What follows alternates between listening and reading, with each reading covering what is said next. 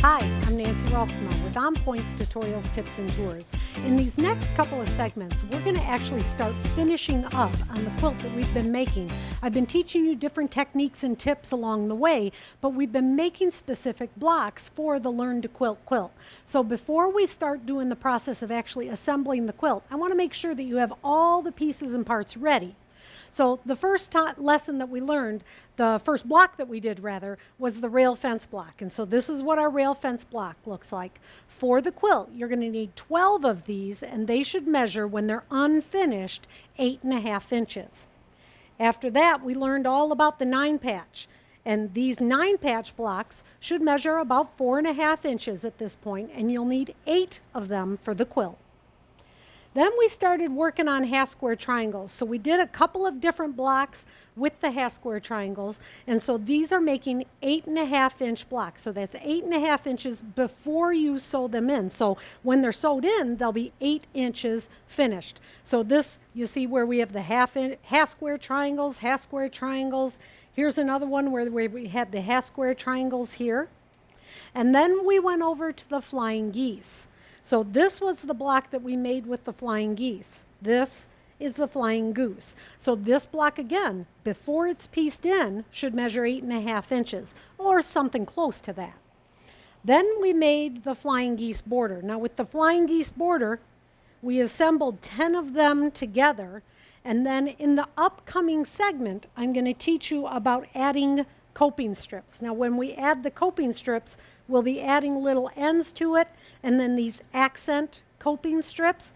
Then you'll trim these down to 4.5 inches by 16.5 inches.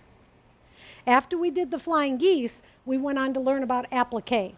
So the first part of applique we learned was making cable borders. So this was the bias cable that we made, and we put this down with invisible machine applique. These, after they're all done and pressed and sized, these should measure 4.5 by 32.5 inches.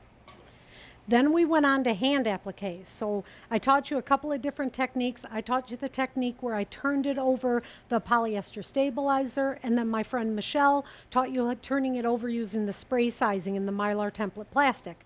But at this point, you're going to use the stitch to hand stitch this all down. So your applique will be done. When your applique is done, you'll press it, you'll give it a good steam pressing with a little sizing, and trim this down to 16.5 inches. And then we went on to paper piecing. So for paper piecing, you should have 4 of these little tulips, and they should measure 4.5 inches after you've trimmed them and taken off all of the paper. In the upcoming segments, we're going to talk about the setting triangles, setting squares, and corner triangles. And then we'll start assembling our large quadrants for the quilt. So you'll use one of your half square triangles or flying geese blocks with your rail fence, and then your setting triangles, setting squares, and corner triangles. Coming up next, we're going to talk about coping strips.